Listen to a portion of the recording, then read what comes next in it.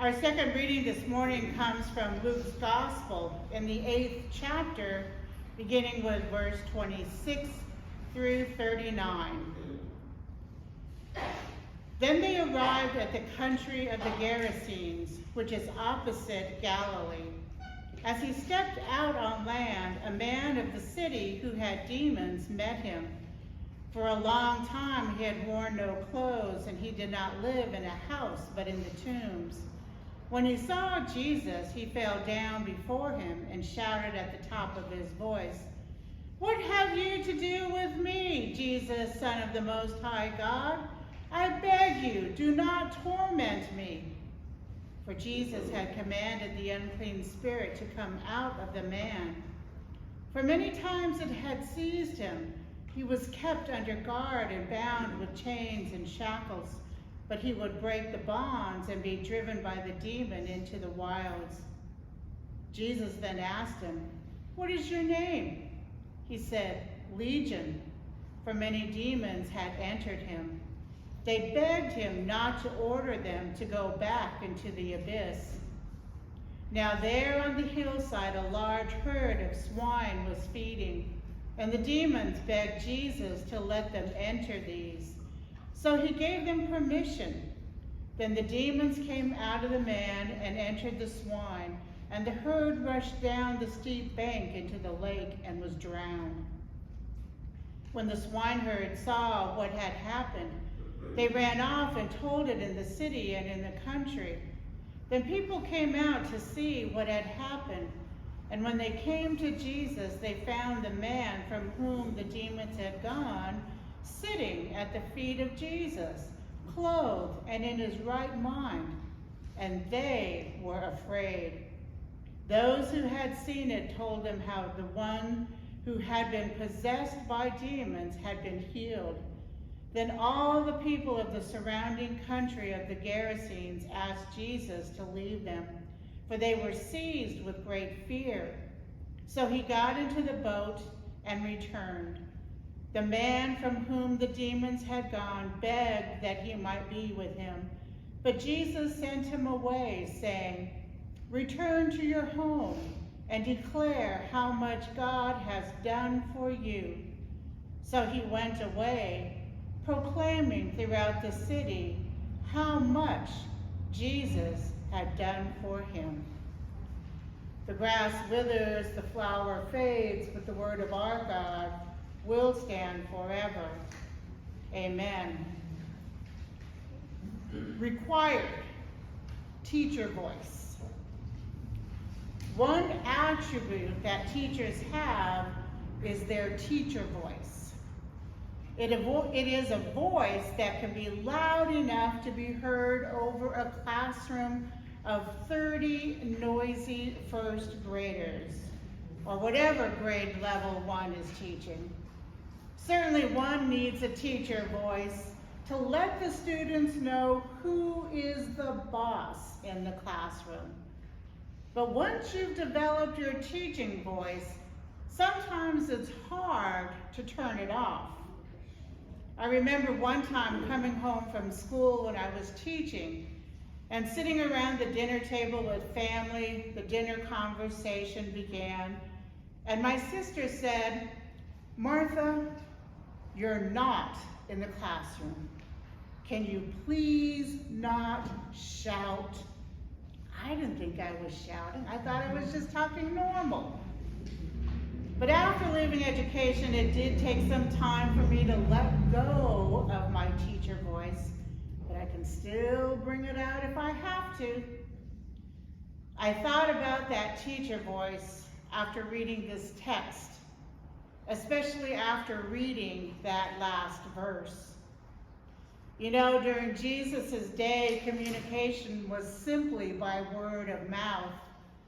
It was the people sharing with other people their experiences, their stories of hearing about where and what Jesus did was not so instantaneously as it would be today. It took time for word to get around and for people to hear. The magnitude of this story that we hear today is the fact that it takes place across the borders where Jews were prohibited from traveling to. You can only know that when you begin to tell the story by naming the region of the Gerasenes, which is along the Galilean Sea where Jesus' ministry takes place. So right away, the hearers of this story know that Jesus is now among the Gentiles, the non-Jewish community. It is there that he encounters this man possessed by demons. Notice that it is plural and not just one, which is why he is given the name Legion. Legion from the Roman military that names about 6,000 soldiers tells us that there were quite a few demons in this man. This isn't the first time we hear about demon possession and Jesus casting them out. In biblical times, demon possessions were never considered to be a mental disorder or just some made-up excuse or even just to be blown off. But demon possessions were taken very seriously, and getting rid of demons was rare, if ever. It's not necessary to know how demon possession works. What kind of individual does this happen to? What causes such a possession? But what is important is to understand that such possession does take place. So we shouldn't take this story lightly. But when it comes to recognition of who and whose Jesus is, the demons know him as the Son of God and his ability to destroy them, even before his own disciples recognize this. It is in this recognition that the demons have of Jesus that they ask Jesus not to get rid of them, but to put them into something or someone else.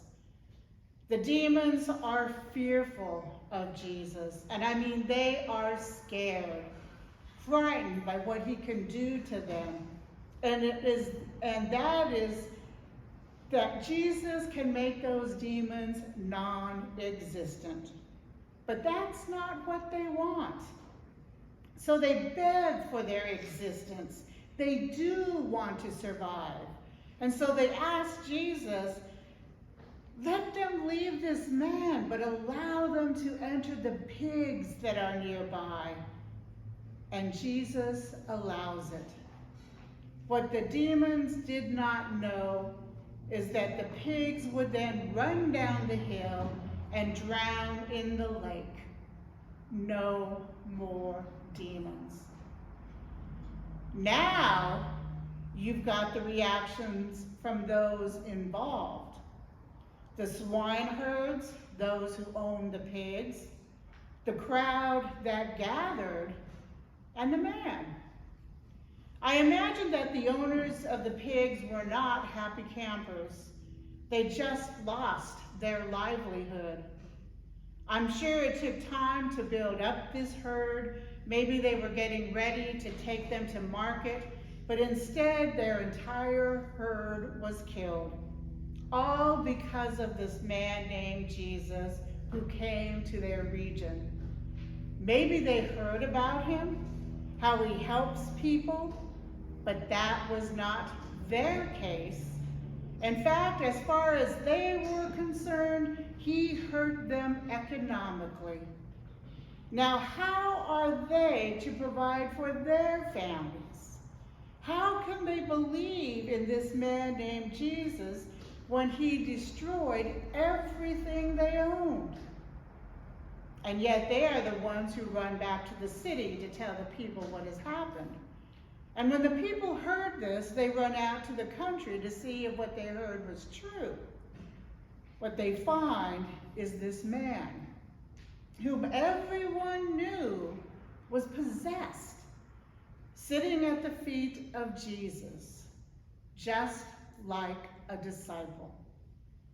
Seeing this, the people are now afraid.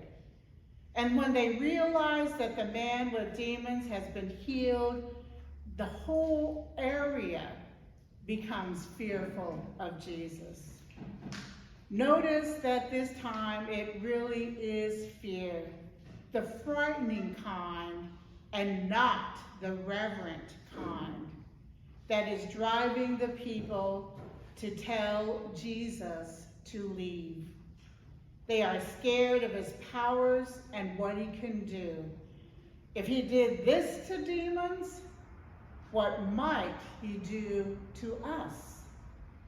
But not for the man. The man has no fear of Jesus, but is full of gratitude for freeing him from the demons that had control over his life. Because of the freedom and new life that has come to him, he now wants to be one of Jesus' disciples and follow him. Rather than allowing him to follow, Jesus tells him he needs to return to his hometown and tell them what God has done.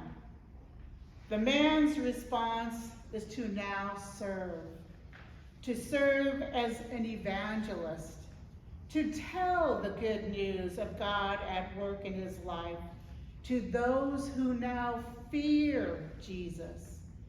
He's got a tough crowd to get through, but just think of the difference his life demonstrates. The life before Jesus and the life after Jesus. This story from Luke is the longest, most detailed possession story in the Gospels. And the whole point of the story comes at the very end. Are we like the crowd who is fearful, scared of really having Jesus come into our lives and hearts? Or are we like the man who was willing to do anything to just follow Jesus, yet accepts being called to serve in his own hometown?